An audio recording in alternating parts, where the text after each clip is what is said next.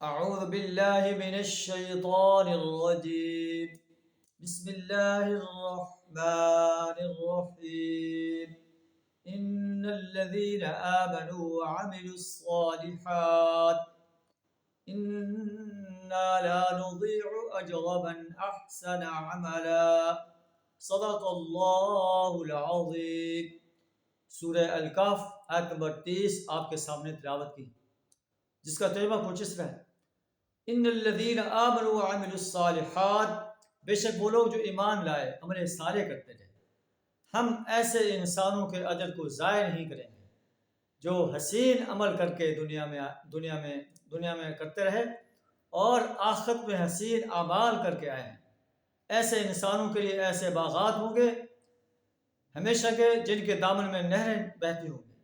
یحلون فیہا من اساور من ذہب، وہاں وہ سونے کے کنگنوں سے انہیں آراستہ کیا جائے گا۔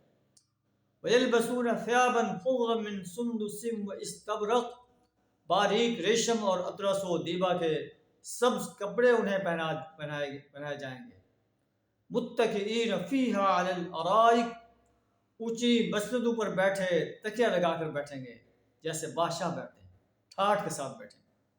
نعم الثواب، بہترین اجر ہے۔ وحسنت مرتفقا، اور اعلیٰ درجے کی قیام گاہ ہے۔ یہ ایمان اور عمل صالح کرنے والوں کا عظیم اجر ہے۔